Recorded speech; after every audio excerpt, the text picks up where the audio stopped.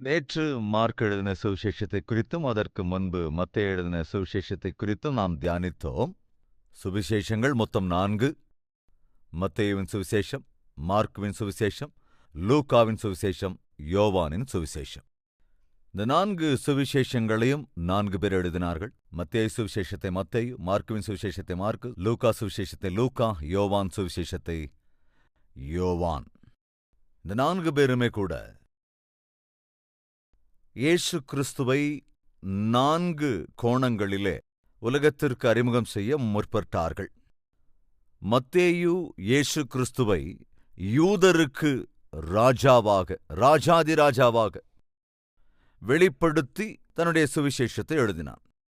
Mark இயேசு கிறிஸ்துவை ரோமர்களுக்கு ஒரு ஊழியக்காரரைப் போல, நான் ஊழியம் கொள்ளும்படி வராமல் ஊழியம் செய்வதற்காகவே வந்தேன், ஊழியக்காரனாக, ஒரு சர்வன்டாக ரோமர்களை தன் எண்ணத்தில் வைத்து தன் சுவிசேஷத்தை எழுதினான். மத்தேயு யூதர்களை மனதில் வைத்து மத்தேயு சுவிசேஷத்தை எழுதினான். அதாவது பரிசுத்த ஆவியானவரின் ஏவுதலினாலே இவர்கள் இந்த சுவிசேஷங்களை எழுதினார்கள். அதேபோல மார்க்கு ரோமர்களை தன் மனதில் வைத்து இயேசு கிறிஸ்துவை ஒரு ஊழியக்காரனாக வெளிப்படுத்தி மார்க்கு சுவிசேஷத்தை எழுதினான்.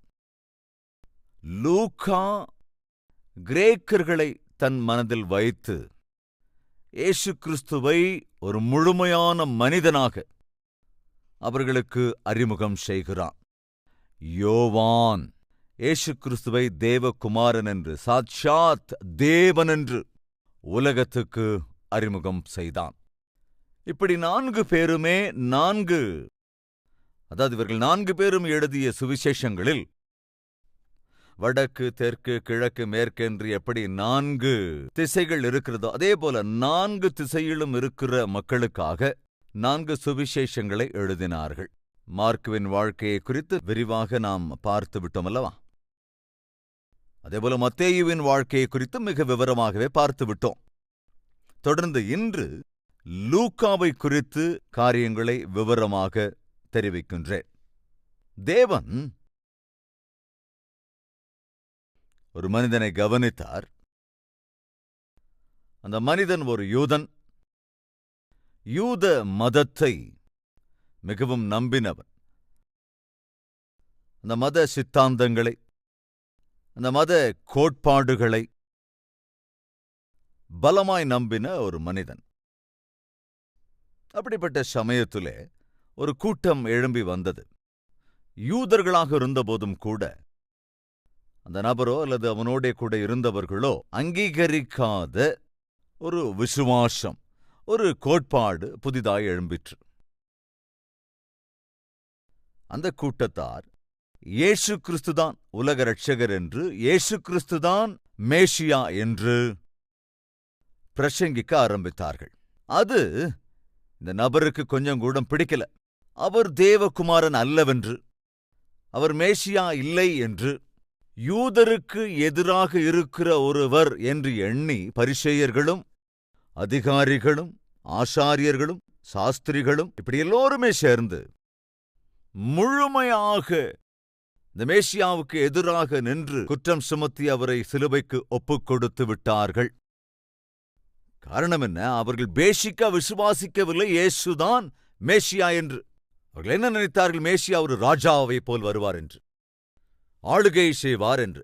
எஸ், இயேசு கிறிஸ்து ராஜாதி ராஜாதான், கட்டாயம் ஆளுகைக்குரியவர்தான். தாவீதின் சிங்காசனம் எப்பொழுதும் இருக்கும் என்று தேவன் வாக்கு பண்ணியிருந்தார். அந்த சிங்காசனத்தின் மீது நித்திய காலமும் இருப்பது அவர்தான். ராஜாதி ராஜாவாய் அவர்தான் ஆளுகை செய்வார், அதில் எந்தவித சந்தேகமும் இல்லை. ஆனால் இயேசு கிறிஸ்துதான் மேசியா என்கிற அந்த உண்மையை அவர்கள் உணர்ந்து கொள்ளவில்லை. அந்த உண்மையை உணராததினால்தான் இயேசு கிறிஸ்துவையே அவர்கள் சத்துருவாக எண்ணி அவரை சிலுவைக்கும் ஒப்புக் கொடுத்தார்கள். அந்த சித்தாந்தத்தை இந்த மனிதன் நம்பிவிட்டான். எனவே அவன் ஒரு தீர்மானம் எடுத்தான். அது என்ன தீர்மானம் என்றால், எது எப்படி நடந்தாலும் இந்த யூத சித்தாந்தத்துக்கு, கோட்பாடுகளுக்கு, யூதரின் விசுவாசத்துக்கு, யூதரின் நம்பிக்கைக்கு விரோதமாக எழுந்திருக்கிற இந்த புதிய கூட்டத்தை, இந்த குரூப்பை அடையாளமில்லாமல் செய்துவிட வேண்டும் என்று சொல்லி அதற்கேற்ற அதிகாரத்தையும் பெற்றுக்கொண்டு எங்கே கிறிஸ்தவர்கள் இருக்கிறார்களோ அங்கே போய் அவர்களை அடிப்பது, இன்னும் அவர்களை கொன்றுவிடுவது, அல்லது அவர்களை இழுத்துக்கொண்டு வந்து சிறையில் அடைப்பது, சித்திரவதை செய்வது என்பதையே தன்னுடைய வாழ்க்கையின் கடமையாக நினைத்துக் கொண்டான். அந்த கடமை என்னவென்றால், கிறிஸ்தவத்தை இந்த உலகத்தில், அதுவும் குறிப்பாக தான் இருக்கிற அந்த ஊரிலே இல்லாமல் செய்து விட வேண்டும் என்று இவன் கங்கணம் கட்டிக்கொண்டு கிறிஸ்தவர்களை இம்சித்துக் கொண்டிருந்த நாட்கள் அது. அதற்காகவே அவன் தமஸ்குவின் பாதையாய் போய் தமஸ்குவிலே இருக்கிற கிறிஸ்தவர்களை துன்புறுத்த வேண்டும், சிறை பிடிக்க வேண்டும், கிடைப்பவர்களை கைது செய்ய வேண்டும், அல்லது கொலையும் செய்ய வேண்டும் என்ற எண்ணத்தோடு தான் போய்கொண்டிருக்கிற போது, மத்தியான வேளையில, உச்சி வெயில் நேரத்தில் தான் ஒரு பிரகாசமான ஒளியை காண்கிறான். அதை காண முடியாமல் அங்கே கீழே விழுந்து விடுகிறான். சவுலே, சவுலே, ஏன் என்னை துன்பப்படுத்துகிறாய் என்று ஒரு சத்தத்தை கேட்கிறான். கண்களெல்லாம் இருண்டு போனது. நீர் யார் ஆண்டவரே என்று கேள்வி கேட்கிறான். அப்பொழுது அந்த சத்தத்தின் பதில், நீ துன்பப்படுத்துகிற நசரேயனாகிய இயேசு நானே. ஆண்டவரே, நான் என்ன செய்ய வேண்டும்? பவுலின் வாழ்க்கையில் செய்த முதல் ஜெபம் என்ன தெரியுமா? ஆண்டவரே, நான் என்ன செய்ய வேண்டும்? எந்த வினாடியில் இயேசு கிறிஸ்துவனுடைய சத்தத்தை கேட்டானோ அந்த வினாடியிலேயே சவுல் தன்னுடைய வாழ்க்கையை ஆண்டவருக்கு அர்ப்பணித்து அவன் கேட்கிறான், நான் என்ன செய்ய வேண்டும்? அப்பொழுது ஆண்டவர் சொன்னார், நீ என்ன செய்ய வேண்டும் என்று நான் சொல்லுகிறேன் என்று அவனை அனனியாவினிடத்திற்கு அனுப்பினார். அங்கே ஞானஸ்நானம் பெற்றுக்கொள்கிறான், ரட்சிக்கப்பட்டான், ஞானஸ்நானமும் பெற்றுக்கொண்டான். பின்பு தன்னுடைய வாழ்க்கையை ஊழியத்திற்காக முழுமையாய் அர்ப்பணித்து விட்டான். வாழ்ந்தால் கிறிஸ்துவுக்காக வாழ்வேன் என்று மிக உறுதியோடு வைராக்கியமாக கிறிஸ்துவுக்காய் வாழ்ந்தான். இப்படி வாழ்ந்தது மாத்திரமல்ல, அதுவரைக்கும் கிறிஸ்தவத்துக்கும் கிறிஸ்தவர்களுக்கும் சபைக்கும் விரோதமாக நடந்து கொண்டிருந்தவனான சவுல் மனம் திரும்பிவிட்டான் என்கிற செய்தி அன்றைய சீஷர்களால் கூட நம்ப முடியவில்லை. அவ்வளவு பயங்கரமாக பவுல் நடந்து கொண்டிருந்தான். அப்படிப்பட்ட சமயத்திலே பர்னபா பவுலை குறித்து கேள்விப்பட்டு, பவுல் உண்மையாகவே மனம் திரும்பிவிட்டான், ரட்சிக்கப்பட்டான் என்று உணர்ந்து பவுலை எருசலேமுக்கு அழைத்து வருகிறான். எருசலேமுக்கு அவனை அழைத்து வந்தபோது சீஷர்கள் கூட பயந்தார்கள். துன்மார்க்கன் அல்லவா, துஷ்டன் அல்லவா, சபை மக்களை பயங்கரமாக சித்திரவதைக்குட்படுத்தியவன் அல்லவா, பயந்தார்கள். அப்பொழுது பர்னபா பவுலை அறிமுகம் செய்து வைக்கிறான். பவுல் ரட்சிக்கப்பட்டு விட்டான், மனம் திரும்பிவிட்டான், எனவே நீங்கள் பயப்பட வேண்டிய அவசியமில்லை என்று எருசலேமிலிருந்த சபைக்கு பவுலை அறிமுகம் செய்தது பர்னபா. எல்லோரும் சந்தோஷப்பட்டார்கள். பேதுருவாக இருந்தாலும் யோவானாக இருந்தாலும், அதேபோல இந்த சீஷர்கள் யார் யார் இருந்தார்களோ எருசலேமிலே எல்லோருமே சந்தோஷப்பட்டார்கள். ஒரு துன்மார்க்கன் திருந்து விட்டான், மனம் திரும்பி விட்டான் என்று.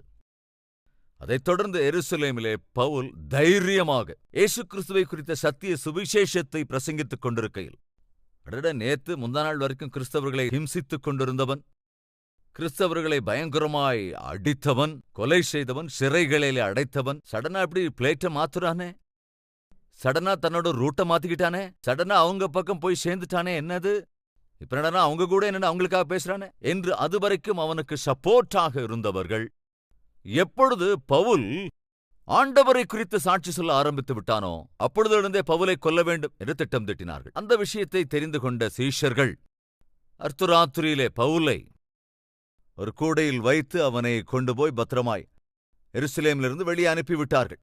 அவன் மீது கொலை முயற்சி நடக்கிறது என்பதனால பவுலை எருசலேமை விட்டு அனுப்பி வைத்து விட்டார்கள். பவுல் போய்விட்டான். பவுல் தர்சு என்கிற ஒரு ஊரை சேர்ந்தவனாக இருந்ததினாலே அவன் தன்னுடைய ஊருக்கு போய்விட்டான். நல்லா கவனிங்க, உங்களுக்கு தெரியும் பைபிள் என்ன இருக்கு. இந்த பவுல் செய்த அந்த இம்சையினாலே எருசலேமில் இருந்த ஆதி திருச்சபை மிகுந்த கஷ்டத்துக்குள்ளாகியது, பயங்கரமான துன்புறுத்தலுக்கு ஆளானது.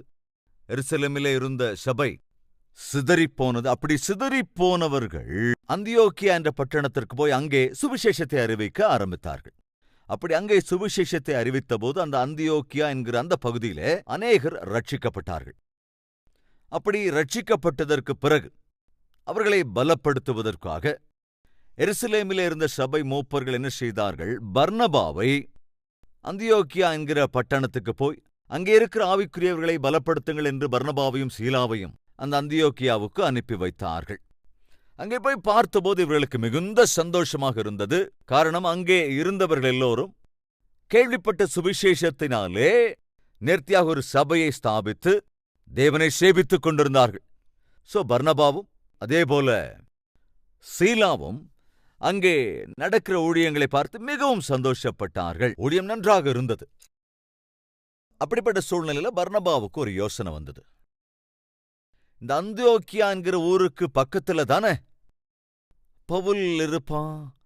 அப்போ அந்த பவுல் இப்ப என்ன செஞ்சுக்கிட்டு இருப்பான், எங்க இருப்பான், போய் பார்த்துட்டு வரலாம் அப்படின்னு. நீங்க ஜாக்கிரதையா பைபிளோட கடைசி பக்கத்துக்கு வாங்களேன். அதாவது நீங்க பைபிளோட இந்த கடைசி பேஜை திருப்பி பார்த்தீங்கன்னா அங்க பவுல் அப்போஸ்தலன் பிரயாணம் பண்ணின தேசங்கள் அப்படின்னு ஒரு மேப் இருக்கும். கவனிங்க, இந்த மேப்ல இந்த பகுதியை நீங்க நல்லா கவனிச்சிங்கன்னா அந்தியோக்கியா அப்படிங்கிற ஒரு ஊரோட பேர் இருக்கும். அந்த ஊரை பத்தி தான் நாம இப்ப பேசிக்கிட்டு இருக்கிறோம், அந்தியோக்கியா. அதுக்கு கொஞ்சம் மேல பாத்தீங்கன்னா தர்சு என்கிற ஊர் பேரும் இருக்கும். அப்படின்னா அந்த அந்தியோக்கியாவுக்கு தர்சு கொஞ்சம் பக்கத்துல தான் இருந்திருக்கு. அந்த அந்தியோக்கியா பட்டணத்துக்கு வந்த பர்னபா, தர்சு நம்ம நண்பனான பவுலுடைய ஊரல்லவா, சரி அவன் எப்படி இருக்கான்னு போய் பார்த்துட்டு வரலான்னு பவுலை சந்திப்பதற்காக தர்சுவுக்கு போகிறான். இவனுங்க ஏறக்குறைய 10 வருஷம் இப்ப தாண்டிடுச்சு. எருசலேமிலிருந்து பவுல் இவர்களால் அனுப்பப்பட்டு சுமார் 10 வருடங்கள் ஆகிடுச்சு. இன்னும் அக்யூரேட்டா சொல்லலாம் 12 to 13 இயர்ஸ். இப்போ ஒரு காலத்துல பார்த்தோம் அந்த தர்சு பட்டணத்தை சேர்ந்த பவுல, அவன் இப்ப எப்படி இருப்பான்?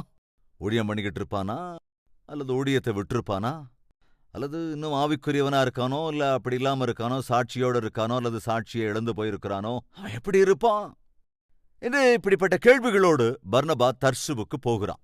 அன்பு சகோதர சகோதரிகளே, நீங்க ஒருவேளை உங்களுடைய ஃப்ரெண்டு யாராவது காலேஜில் நீங்க படிக்கும்போது உங்க கூட அவர் சர்ச்சுக்கு வந்திருக்கலாம், நல்ல ஆவிக்குரியவரா கூட இருந்திருக்கலாம், ஒன்னா சேர்ந்து ஜெபிக்கிறவங்களா இருந்திருக்கலாம். ஆனா ஒரு 10 or 15 இயர்ஸுக்கு அப்புறம் நீங்க மறுபடியும் அந்த சகோதரனை, அந்த ஃப்ரெண்டை சந்திக்கும் போது அவரு ஆவிக்குரியவரா இருக்கணும்னு நீங்க ஆசைப்பட்டா சில நேரங்களில் சிலர் ஆவிக்குரிய வாழ்க்கையிலிருந்து மாறி போயிருக்கலாம். ஒருவேளை தேவனை விட்டு விலகி போயிருக்கலாம், உலக பிரகாரமா வாழ ஆரம்பிச்சிருந்திருக்கலாம், வசனத்துக்கு விரோதமான வாழ்க்கை கூட ஒருவேளை வாழ்ந்துகிட்டு இருக்கலாம், சாட்சியை இழந்து போய் கூட ஒருவேளை இருக்கலாம். அல்லது இன்னும் அதிகமான பக்தியோடு ஊழியம் செய்கிற ஒரு நபராக கூட வாழ்ந்து கொண்டிருக்கலாம். ஒருவேளை உன்னுடைய வாழ்க்கையை குறித்து நீ கேள்வி கேட்பாய் என்றால், 10 இயர்ஸுக்கு முன்னால என் வாழ்க்கை எப்படி இருந்தது, இன்னைக்கு உன்னுடைய வாழ்க்கை எப்படி இருக்கு? 10 வருஷத்துக்கு முன்னால இருந்ததை விட ஆவிக்குரிய வாழ்க்கையில இன்னும் நல்லா தேறி இருக்கியா? 10 இயர்ஸுக்கு முன்னால தேவனுக்காக வைராக்கியமாய் வாழ்ந்து இன்னைக்கு அந்த வைராக்கியத்தை இழந்து போயிருக்கிறாயா? கூடவே ஆவிக்குரிய வாழ்க்கை எல்லாவற்றையும் இழந்து போய் ஆவிக்குரிய வாழ்க்கை துருப்பிடித்த நிலையிலே வாழ்ந்து கொண்டிருக்கின்றாயா? யோசித்துப்பார். இப்படி எத்தனையோ கேள்விகளோடு கூட பர்னபா தர்சுக்கு போனான். அங்கே ஒரு அற்புதம் நடந்தது. அற்புதம் என்னவென்றால், தர்சுவிலே பவுலை சந்தித்தான். அதே வைராக்கியம், அதே உறுதி, ஆண்டவருக்காக வாழ வேண்டும் என்று சொல்லி அதே உறுதி. அதை கண்டதும் பர்னபா ரொம்ப சந்தோஷப்பட்டான். பவுலோடு கூட பேசி, பவுல், ஏன் நீ தனியாள ஊழியம் பண்ணிக்கிட்டு இருக்க, வந்துரு, நாம சேர்ந்து ஊழியம் பண்ணலாம். அந்தியோக்கியா என்கிற அந்த பட்டணத்தில் அற்புதமான ஊழியம் நடந்து கொண்டிருக்கிறது, அங்கே நல்ல எழுப்புதல் வந்து கொண்டிருக்கிறது, வா அங்கே போலாம் என்று சொல்லி பர்னபா பவுலை அந்தியோக்கியா என்கின்ற அந்த பட்டணத்துக்கு அழைத்து வந்து அங்கே இருக்கிற சபைக்கும் ஊழியத்திற்கும் அறிமுகம் செய்து வைத்தான். இதெல்லாத்தையும் எதுக்காக சொல்றேன்னா, இனி வருகிற நாட்களிலே கட்டாயம் அப்போஸ்தலருடைய நடவடிக்கைகளை குறித்தெல்லாம் நாம் தியானிக்கவிருக்கிறோம், பேசப் போகிறோம் அல்லவா? அதற்காக இப்பொழுதிலிருந்தே ஒரு பிளாட்ஃபார்மை நான் அமைக்கிறேன், சுலபமாக புரிந்து கொள்ள வேண்டும் என்று. அங்க என்ன நடக்குது? பவுலும் பர்னபாவும் அந்த அந்தியோக்கியாவிலே அற்புதமாக ஊழியம் செய்து கொண்டிருந்த போது தேவன் அவர்களோடு பேசினார், திருச்சபையோடு பேசினார். என்னவென்றால், பர்னபாவும் சவுலும், அதாவது அப்போ சவுல் என்றுதான் அழைக்கப்பட்டான், பவுல் தான். பர்னபாவையும் பவுலையும் எதற்காக நான் தெரிந்து கொண்டிருக்கிறேனோ அதற்காக அவர்களை வேறு பிரியுங்கள், சுவிசேஷத்தை அறிவிப்பதற்காக அவர்களை அனுப்பி வையுங்கள் என்று பரிசுத்த ஆவியானவர் சொன்னபோது அந்தியோக்கியாவிலே இருந்த சபை உபவாசம் இருந்து எல்லோரும் ஜெபித்து பவுலையும் பர்னபாவையும் சுவிசேஷ ஊழியத்திற்கு அனுப்பி வைத்தார்கள். அப்படி அனுப்பி வைக்கப்பட்ட போது பவுலும் பர்னபாவும் சேர்ந்து முதல் சுவிசேஷ பிரயாணத்தை, ஃபர்ஸ்ட் மிஷனரி ஜேர்னியை அவர்கள் அங்கே ஆரம்பித்தார்கள். அந்தியோக்கியா பட்டணத்திலிருந்து அநேக ஊர்களுக்காக, அநேக தேசங்களுக்கு பிரயாணம் பண்ணினார்கள் பர்னபாவும் பவுலும். அவங்க அப்படி பிரயாணமாயிருக்கிற சமயத்துல தான் மார்க்கு அப்படிங்கிற பிரதர் என்ன பண்ணாரு? நாம பார்த்தோம், பர்னபா அதே போல பவுல் 2 பேரும் சேர்ந்து சுவிசேஷ பிரயாணமாய் போன போது கூட மார்க்குவையும் அழைத்து போனார்கள். இந்த மார்க்கு திடீர்னு பாதியிலேயே ஊழியத்தை விட்டு ஊழியக்காரர்களையும் விட்டு ஓடி வந்துட்டான். அதெல்லாம் நேத்து பார்த்துட்டோம் இல்லையா? இந்த பர்னபா பவுல் 2 பேரும் முதல் சுவிசேஷ பிரயாணத்தை முடித்துவிட்டு அநேக பட்டணங்களுக்கெல்லாம் போயிட்டு தேவ வார்த்தையை பிரசங்கித்தார்கள். அதோடு சில இடங்களிலே தங்கியிருந்து சபையை கூட ஸ்தாபித்தார்கள். அப்படி முதல் தடவை போய்விட்டு திரும்ப வந்து விட்டார்கள். அந்தியோக்கியாவுக்கு வந்து ரிப்போர்ட் கொடுத்தார்கள். நீங்கள் எங்களை அனுப்பி வைத்தீர்கள், நாங்கள் போனோம், அற்புதமான ஊழியம் நடந்தது, அநேக இடங்களிலே எங்களை எதிர்த்தார்கள், சில இடங்களில் எங்களை அடித்தார்கள், ஆனாலும் கூட ஆத்துமாக்கள் ரட்சிக்கப்பட்டன, சபைகள் ஸ்தாபிக்கப்பட்டிருக்கிறது என்று நல்ல ரிப்போர்ட் கொடுத்தாங்க. செகண்ட் டைம் பவுல் பர்னபாவோடு சொன்னான், நாம ஆல்ரெடி போயிட்டு வந்தோமே, நல்லா போய் ஊழியம் பண்ணிட்டு வந்திருக்கமே, அப்படி ஊழியம் பண்ணிக்கிட்டு வந்த இடத்துக்கு திரும்ப ஒரு தடவை போலாம், அங்க நம்ம சகோதரர்கள் எப்படி இருக்காங்க, நம்ம பட்ட பிரயாசத்துக்கான பிரதிபலன் எப்படி இருக்குன்னு பார்க்கலாம் என்று பவுல் சொன்னார். இந்த விஷயத்தை நாம அப்போஸ்தலருடைய நடபடிகள் 15ஆம் அதிகாரத்திலே பார்க்க முடியும். அப்போஸ்தலருடைய நடபடிகள் 15வது அதிகாரம் வாசிக்கிறேன். 36வது வசனம். சில நாளைக்கு பின்பு பவுல் பர்னபாவை நோக்கி, நாம் கர்த்தருடைய வசனத்தை அறிவித்திருக்கிற சகல பட்டணங்களிலும் உள்ள சகோதரர்கள் எப்படி இருக்கிறார்கள் என்று போய் பார்ப்போம் வாரும் என்றான். பவுல் பர்னபா கிட்ட சொல்றான். அப்பொழுது பர்னபா என்பவன் மார்க்கு என்னும் பேர் கொண்ட யோவானை கூட அழைத்துக் கொண்டு போக வேண்டும் என்றான். பவுலோ, அவன் பம்பிலியா நாட்டிலே நம்மை விட்டு பிரிந்து நம்மோடே ஊழியத்துக்கு வராததினாலே அவனை அழைத்துக் கொண்டு போகக்கூடாது என்றான். இதைப் பற்றி அவர்களுக்குள்ளே கடுங்கோபம் உண்டபடியினால் அவர்கள் ஒருவரையொருவர் விட்டு பிரிந்தார்கள். இதைத்தான் நேத்து பார்த்தோம். மார்க்கு ஒரு பெரிய ஊழியத்தை செய்து கொண்டிருந்த, சேர்ந்து ஊழியம் செய்து கொண்டிருந்த பர்னபாவையும் பவுலையும் தன்னுடைய ஆவிக்குரியதல்லாத நடத்தையினாலே பிரித்து விட்டான். தம்பிமார், தங்கைமார், நீங்க ஊழியத்துல, சபை ஊழியங்கள் ஒருவேளை பங்கெடுத்துக்கிட்டு இருப்பீங்கன்னா, உங்களுடைய குணம், உங்களுடைய நடத்தை என்பது சபையிலே ஒற்றுமையை கொண்டு வர வேண்டும். ஊழியம் செய்கிற நண்பு சகோதர சகோதரிகளை கொஞ்சம் கவனிங்க.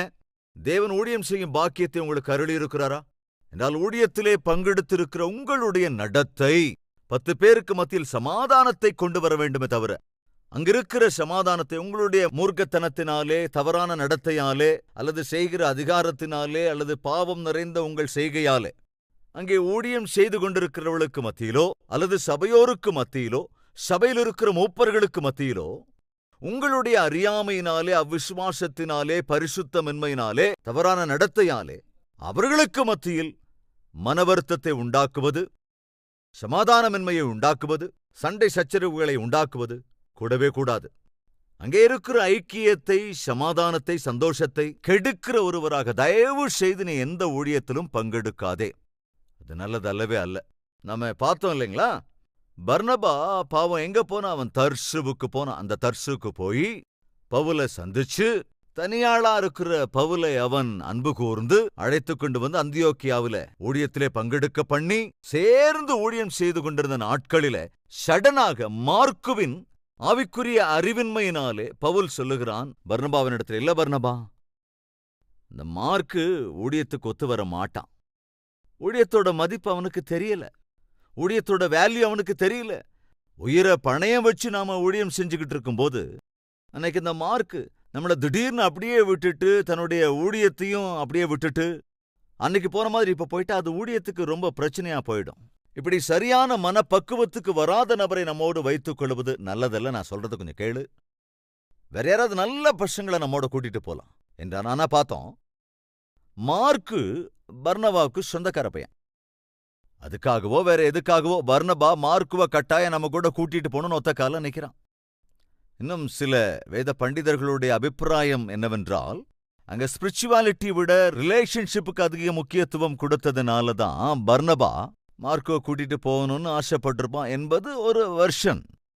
ஆனால் பவுலோ மிக நேர்த்தியாக பேசக்கூடியவன், நேர்த்தியாக ஊழியம் செய்கிறவன். ஒரு கட்டத்தில் அங்க என்ன நடக்குது? நான் மார்க்கோ கூட்டிட்டு ஊழியத்துக்கு போய்க்கிறேன்னு சொன்னா பர்னபா, சரி உன் இஷ்டம் என்று சொன்ன பவுல், கவனிங்க, அவசரப்படல. இப்ப தன்னோடு கூட சேர்ந்து ஊழியம் செய்து கொண்டிருந்த பர்னபா தன்னை விட்டு பிரிந்து போன பிறகு, நீ மார்க்கோ கூட்டிட்டு போறியா, நான் அதை விட நல்லவன ஒருத்தனை கூட்டிட்டு போறேன், பாரு யார் நல்ல ஊழிய, இந்த மாதிரி காம்படிஷன் வச்சுக்கலங்க. துரதிருஷ்டம் என்னன்னா, இன்னைக்கு அநேக இடங்கள்ல அநேக ஊழியக்காரங்களுக்கு மத்தியில் இந்த காம்படிஷன் தாங்க நடக்குது. ஊழியக்காரர்களுக்கும் மத்தியில் இருக்க வேண்டியது காம்படிஷன் இல்லைங்க, கோஆபரேஷன். சோ அன்னைக்கு பவுல் காம்படிஷனுக்கு போகல. பாரு உன்னை விட நான் எப்படி ஊழியம் செஞ்சு காட்டுறேன்னு சொல்லி சவால்லாம் விடல, ஜெபம் செய்தான். சபையோரிடம் சொன்னான், மூப்பர்களிடத்திலே சொன்னான், அவர்களும் ஜெபித்தார்கள். அப்படி ஜெபித்த வேளையில எல்லோரும் ஒரு முடிவுக்கு வந்தார்கள், பவுலோடு கூட சீலா போனா நல்லா இருக்கும் என்று சொல்லி. உங்களுக்கு ஞாபகம் இருக்காங்க, சீலா அங்க எதுக்காக வந்திருந்தான்? அந்த அந்தியோக்கியா என்கிற அந்த பட்டணத்தில கடந்த காலத்திலே வந்தவர்கள் அறிவித்த சுவிசேஷத்தினாலே அங்கே சபை உருவாகி இருந்தது, ஊழியமும் அற்புதமாய் நடந்து கொண்டிருந்தது. எனவே எருசலேமிலிருந்து சபையோர் அனுப்பி வைத்தார்கள். அதாவது அப்போஸ்தலர்கள் பேதுரு, யோவான், இப்படிப்பட்டவங்க எல்லாரும் எருசலேமிலே இருந்ததினாலே அவர்கள் பர்னபாவையும் அதேபோல சீலாவையும் அவர்கள் எல்லாரும் சேர்ந்து புதிதாக ஸ்தாபிக்கப்பட்டிருந்த சபைகளை போய் பார்த்து வருவதற்கு, இன்னும் தெய்வ வார்த்தையின் அடிப்படையில் அவர்களை பலப்படுத்துவதற்கும் இவர்களை அனுப்பினார்கள். சோ பர்னபாவோடு கூட சீலாவும் இங்கே வந்திருந்தான். சீலா இளையவன் அல்ல, வயதில் மூத்தவன் பிளஸ் தீர்க்கதரிசி. இந்த விஷயங்கள் எல்லாமே கூட அப்போஸ்தலருடைய நடவடிக்கைகளை நாம் வரும் நாட்களிலே பார்க்கவிருக்கிறோம் அல்லவா. முன்னாலே நீங்க ஜாக்கிரதையா வாசிச்சீங்கன்னா நான் சொல்ற ஆல்மோஸ்ட் எல்லா விஷயங்களும் சில சமயங்களை நீங்க புரிஞ்சுக்கணுங்கிறதுக்காக கதை வடிவத்தில் அப்படியே சொல்லிடுறேன். எக்ஸாக்டாக நான் சொல்லுகிற கதை அந்த இடத்துல இல்லைன்னா கூட அந்த விஷயம் அதுதான் இருக்கும். சோ சீலா பவுலோடே கூட புறப்படுகிறான். இது செகண்ட் ஜேர்னி, அதாவது 2வது பிரயாணம். சோ இந்த 2வது பிரயாணத்துல தான் பவுலோடே கூட சீலாவும் சேர்ந்து போகின்றான். பவுலும் சீலாவும் சேர்ந்து, மறுபடியும் சொல்றேன், பவுலும் சீலாவும் அப்படின்னு சொல்லும்போது சீலா சின்ன பையன் நினைச்சுக்காதீங்க. சீலா மூத்தவன் மாத்திரமல்ல, ஒரு தீர்க்கதரிசி. பர்னபா யாரை தேர்ந்தெடுத்துக் கொண்டான்? தன்னோட கூட ஊழியத்திலே வருவதற்கு ஒரு வாலிபனை தேர்ந்தெடுத்துக் கொண்டான். அதுவும் கூட ஆவிக்குரிய வாழ்க்கையில இன்னும் சரியாக பக்குவப்படாத ஒரு வாலிபனை தெரிந்து கொண்டான், பர்னபா. சகோதர சகோதரிகளே, தயவு செஞ்சு கவனிக்கணும். நம்முடைய வாழ்க்கையிலே நம் நடத்தை தேவன் விரும்புவது போலவும் நம்மை சுற்றி இருப்பவர்களுக்கு ஆசீர்வாதகரமாகவும் இருக்க வேண்டுமென்றால் நாம் யாரோடு நட்பு கொள்ளுகிறோம் என்பது ரொம்ப ரொம்ப முக்கியம். யாரோடு கூட சேர்ந்து ஜெபிக்கிறோம், யாரோடு கூட சேர்ந்து ஊழியம் செய்கிறோம் என்பது ரொம்ப ரொம்ப முக்கியம். ஆவிக்குரிய பிரயாணத்திலே ஊழியத்திலே பக்குவமற்றவர்களை உடன் சேர்த்து கொண்டால் உங்களுடைய ஊழியத்திற்கு அவர்கள் தடையை அல்லது ஏதாவது இடையூறுகளை கொண்டு வருவார்கள். எக்ஸாக்டாக அதுதான் நடந்தது அன்று மார்க்குவினாலே. நான் ஜாக்கிரதையா கொஞ்சம் பார்த்தோம்னா, பவுல் யாரை சேர்த்துக் கொள்ளுகிறான்? சீலாவை சேர்த்துக் கொள்ளுகிறான். சோ பவுல் சீலாவை அழைத்துக் கொண்டு போகிறான். வாசிக்கலாம், அதுக்கப்புறம் என்ன நடந்தது. 39வது வசனத்திலிருந்து, இதை பற்றி அவர்களுக்குள்ளே கடும் கோபமூண்டபடியினால் அவர்கள் ஒருவரை ஒருவர் விட்டு பிரிந்து போனார்கள். பர்னபா மார்க்குவை கூட்டிக் கொண்டு கப்பல் ஏறி சீப்புரு தீவுக்கு போனான். பவுலோ சீலாவை தெரிந்து கொண்டு சகோதரராலே தேவனுடைய கிருபைக்கு ஒப்புவிக்கப்பட்டு புறப்பட்டு சீரியாவிலும் சிலிசியாவிலும் திரிந்து சபைகளை என்ன செய்தான்? திடப்படுத்தினான். சகோதரராலே தேவனுடைய கிருபைக்கு ஒப்புவிக்கப்பட்டு. பர்னபாவும் மார்க்கும் போகும்போது அந்தியோக்கியாவின் சபையின் சப்போர்ட் அங்க பார்க்க முடியல. ஆனால் பவுலும் சீலாவும் போனபோதோ அங்கிருந்த சகோதரர்கள் எல்லோருமே கூட துணையாக நின்றார்கள். நீங்க போயிட்டு வாங்க, தேவனுக்காக வைராக்கியமாய் ஊழியம் செய்து வாருங்கள். இவர்கள் சகோதரர்கள் எல்லோருமே சேர்ந்து தேவனுடைய கிருபைக்கு ஒப்புவித்தார்களாம், பவுலையும் சீலாவையும். சோ ஃப்ரெண்ட்ஸ், இப்ப பவுலும் சீலாவும் சேர்ந்து புறப்பட்டு போகிறார்கள். அப்படி பிரயாணமாய் புறப்பட்டு போகிற போது இப்ப ஜாக்கிரதையா புரிஞ்சுக்க வேண்டியது என்னன்னா, அப்போஸ்தலருடைய நடபடிகளை எழுதியது யாருன்னு தெரியுமா? லூக்கா. அப்போஸ்தலருடைய நடபடிகளையும் இந்த புத்தகத்தையும் எழுதியது லூக்கா தான். எனவே லூக்கா இந்த புத்தகத்தை எழுதி இருப்பதனாலே உங்களுக்கும் இந்த புத்தகத்தை குறித்து சில விஷயங்கள் தெரியணும். அதாவது இந்த லூக்கா யாரு, எதற்காக அப்போஸ்தலருடைய நடபடிகளை எழுதினான் ஆகியவற்றை நாம் தொடர்ந்து பார்க்க போகிறோம்.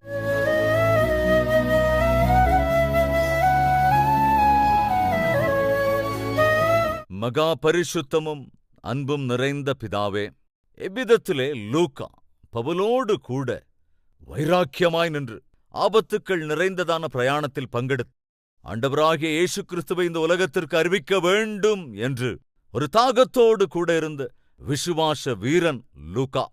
ஆபத்து இருக்கிறதென்றாலும், உயிரே போய்விடும் என்று அறிந்திருந்தாலும், ஆண்டவரே, நீர் நேசிக்கிற சபையை விட்டு விலகாமல் பிலிப்பி பட்டணத்தில் இருந்த சபையை எப்படியெல்லாம் அவன் காத்தான், அவனும் தீமோத்தேயுவும் சேர்ந்து. அதற்குப் பிறகு மறுபடியும் ஆபத்தோடு கூடிய பிரயாணம் பவுலோடு கூட செய்து எருசலேமுக்கு வந்து அங்கே சம்பூரணமாக உம்மை குறித்ததான சாராம்சங்களையெல்லாம் சேர்த்து பரிசுத்த ஆவியானவரின் ஏவுதலோடு கூட அற்புதமான இந்த சுவிசேஷத்தை எங்களுக்காக எழுதினான். அதை இன்று நாங்கள் தியானிக்க நீர் கொடுத்த வாய்ப்புக்காக நன்றி ராஜா.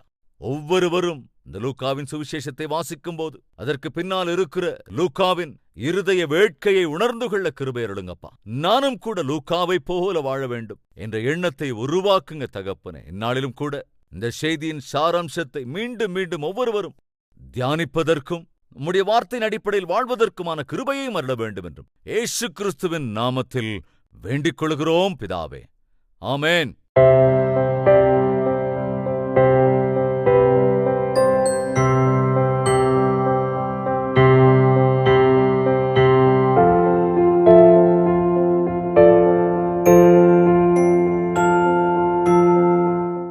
எங்கள் முகவரி: கல்வரி, தபால் பெட்டி எண் 30, குக்கட்பள்ளி, ஹைதராபாத் 72.